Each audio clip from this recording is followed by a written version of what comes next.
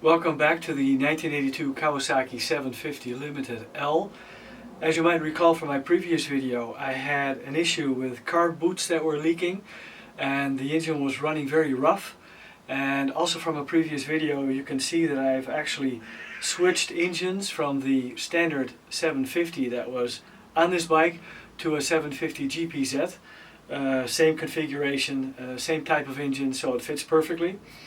And now actually I have to fix his carb boot issue. Carb boots that are leaking, especially cylinder number 3 and cylinder number 4. So I'm going to strip down the bike all the way to the carb boots, exchange carb boots for 4 other carb boots that I have lying around of better quality. And I'm also going to add a little bead of instant liquid gasket, just to make sure that I cover the leakage issue. So I'll show you how I do that. For some odd reason, you'll see that in this video, I had issues with my memory card. So taking the tank off, the seat and the carbs, I can't show you that. I've lost those files. So we're going to dive right into taking off the throttle cable off the carburetor. Sorry for that, but the first things were not very interesting anyway. And then we'll go all the way through to starting the bike. So now remember, I haven't emptied the carb bowls, so I have to keep it straight. And luckily there's enough play in the accelerator cable. And you see the top nut right there. I'm going to loosen that and screw it all the way up to the top so I can lower it down and take the other one off by hand and take the cable out. Right, well, you see that the top nut here has been screwed all the way up. That's the fastening nut, and the one underneath is the adjustment one. So now we unscrew the adjustment nut all the way down.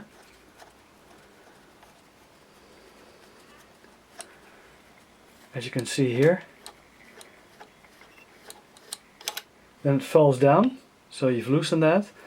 And now you can pull up the throttle, which is here, and easily take out the cable. So let's do that now. Right, the carbs have been pulled from the bike, as you can see here, and I put them standing straight up next to a spare tire. Now what you guys maybe have seen is that the top covers of these carbs look like crap. I know I have to refurbish them yet, but on the inside they're perfect. I've cleaned them very thoroughly, and all the jets have been taken out, everything, and thoroughly cleaned. So this is more a cosmetic thing that I'm going to be working on later. I want to get this engine running nicely first, and then we'll have a look at the cosmetic side. So then at least you know. Right, so getting back to the bike. Now of course, not that that's necessary at the moment, but if you want to, you can easily of course take out the airbox all the way. You can take it all the way out. It's not necessary now because I have enough access to these carb boots. These are going to be exchanged for new ones because I wasn't able to fasten them down tightly enough, which also caused an issue. And I'm going to be taking off these carb boots. Some of them are as hard as a rock, some of them are a little bit more flexible, like this one here.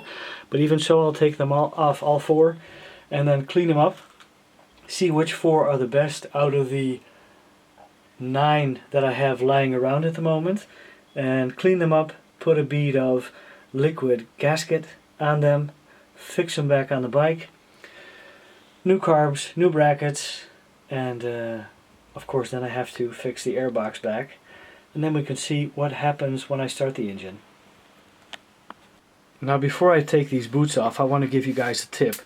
Often these boots are tightened down extremely, so please use the right Phillips head screwdriver, the right size, attempting this at a first time, because if you are not able to take off these screws, then you have another issue, and if you ruin the screws or the bolts, you know, then you have a problem. So take my advice. These have been sitting on these bikes for years, and they are so tight. Do it right starting the first time, and maybe even use an impact driver, which I've done many times, to take them loose. and you also have to fix them back on very tight because they need to be airtight. So be careful when taking off these boots. And another thing is, you don't need to take out the bolt completely. It will just hang on, the thread will hang on to the rim of this Carb boot. I leave it at that because, risking losing something into this intake here, is risking taking the top half of your engine apart. Of course, you can also put something into the intake. I'll do that now. A little cloth, that you can pull out again, just to make sure that nothing falls in. So let's do that just in case. Let's get started. As you can see, carb boot cylinder 1 and 2 have been taken off. Now these haven't been giving an issue with regards to leaks, and looking at them, they're probably the best of the bunch I have, and they're still reasonably flexible.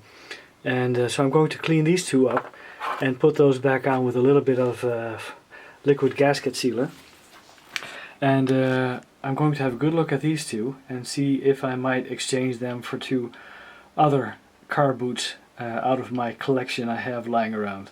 So let me have a look at the other 2.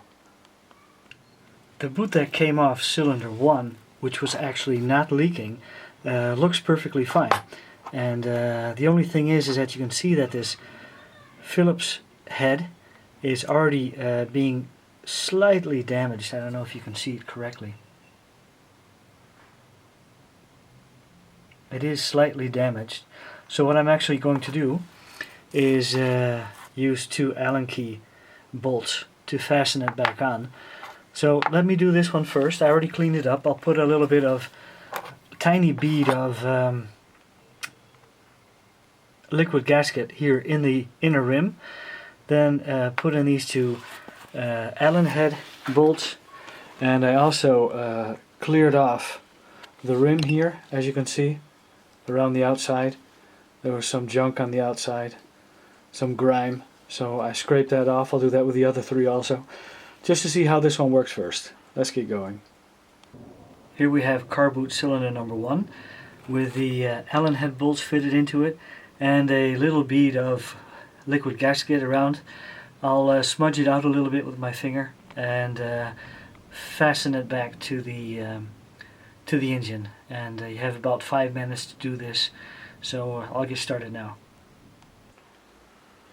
Here's car boot number 1 back in place. This one here, still quite flexible. This is the one I hadn't had an issue with regards to leakage. Now what I can advise you is please use these Allen head bolts. The Allen head hole is quite deep, so it is much better to tighten down. You have much better access. As you can see here, it's difficult to get your hand in or behind the engine like here and screw it in, and with an Allen key you have much better access to really tighten down these car boots. So exchange your Phillips head screws, for Allen head bolts. That works perfect. What I did also do is take a cloth on the inside of this car boot just to see if I have any liquid gasket in that came through. Nothing came through, so I have exactly the right amount that I put on. So I'm not worried about that. So number 1 is fastened, so I'm also going to do that for number 2, and then check 3 and 4 for 2 other better car boots, and then do the same. Right, so here we have the 4 best car boots I still had in my collection placed back on the engine. There's a light bead of gasket sealant in between the car boot and the engine, and of course the inside has been cleaned and checked just to make sure there's no liquid gasket sealant in the boot. We don't want to get that into the engine.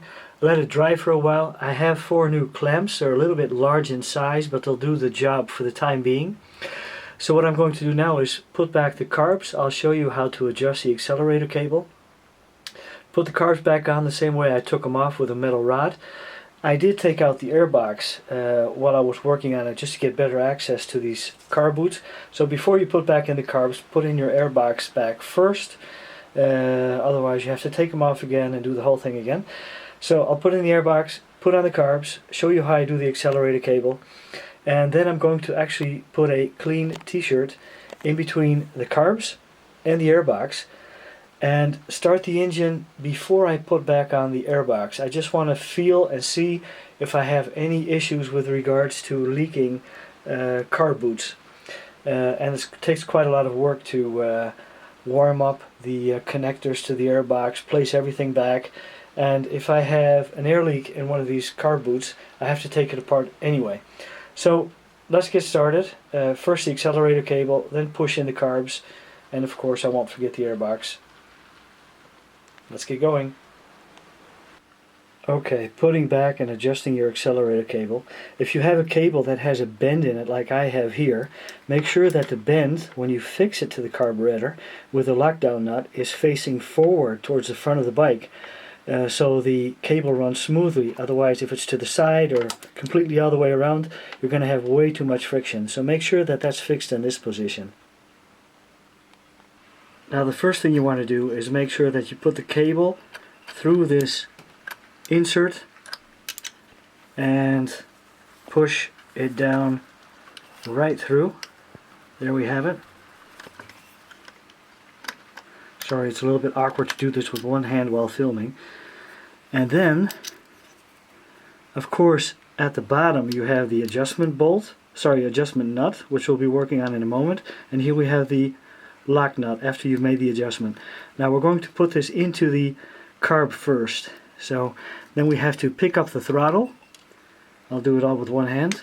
Here you pick up the throttle, and then you have enough play to put back the cable underneath in the carbs.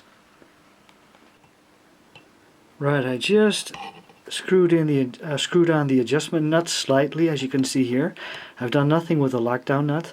If you pick up the accelerator here, you can see that the cable is inserted, and you can only do that when you have the accelerator in this position, so you have enough play to put it back. So now what I'm going to do is very slightly, but in the right direction, facing forward, slightly going to pull this up, just till it has enough tension that it's not picking up the accelerator. Slightly hold it up by hand, and now slowly screw up the adjustment nut. Now there's not enough room to screw it all the way to the top. That's why the lock nut should always be at top. So when you don't have any room to screw the nut back up for the adjustment, you just push the whole thing down, and then it gives you enough room to screw it up a little bit more. And make sure that the nut is fixed in the position that is just not pulling open the accelerator or the carbs, and just has enough tension. So let me do that now. Well, once you fix the adjustment nut, which is underneath here, and you have the exact right tension, now when you hold this part of the accelerator cable up with your hand and you feel that there's enough tension, and then you lock down this nut, it's a 10mm nut, so it's all fixed, and then you check it, and we see if we have a snappy throttle response. And it's perfect. It doesn't have any play at all actually. It picks up immediately when you throttle, and it closes also completely. So it snaps open and it snaps closed. It's exactly right. So I'm going to push back in the carbs now. When I put the carbs back in, mostly I just stand over the bike as if I'm going to sit on the bike, and mostly I'm able to push one side of the carbs in myself, and in doing it this way, it was able to pop in the right side of the carbs, so that was already popped into the engine, into the carb boots, and then I use the metal rod and place it in between the carbs, as you can see here, and in between the frame. And when you give that a push, you have enough leverage to just pop the left hand side in also, which is now the case. It's all fitted snugly. So now I'm going to fasten down the brackets, put the tank back on, connect the vacuum hose, of course, and the fuel hose, and of course the inline filter, and then place a clean cloth over the carb intakes in between the airbox and the carbs, just to see how the bike runs now before I put back on this airbox, which takes some time to do. as I have to heat up the rubber connectors again.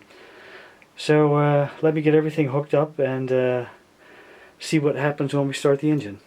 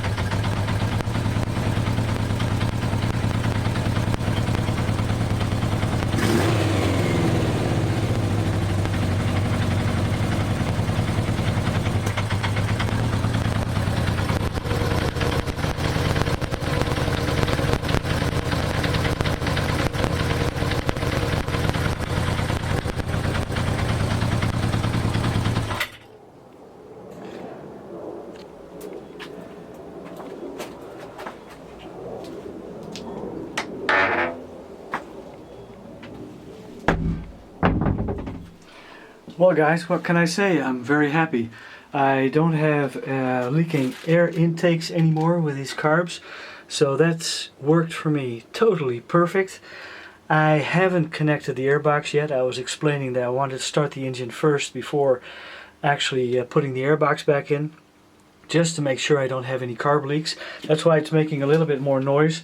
I didn't go and fit in anything in between the airbox and the air intake of the carbs. It's clean air here, so I'm not too worried about that. And as you can see, it runs a hell of a lot better than I did previously. Right, now you've heard the bike run, and it sounds much better than it previously did. The issue with the carb boots has been solved. The liquid instant gasket works fine, as long as you make sure that the inside of the carb boots are clean. I would go for the Allen key bolts. You can fasten it much tighter and make sure you have an airtight seal.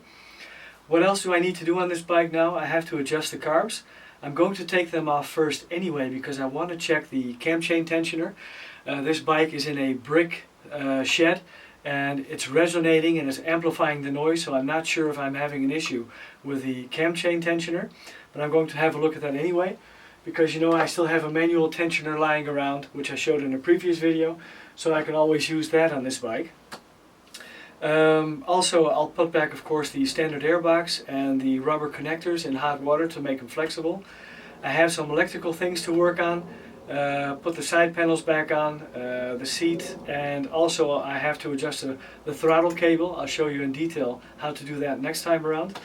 And after that we'll take it for a ride, and I'll take along the GoPro and you can ride along and we can see how it runs. Thanks for watching. See you next time.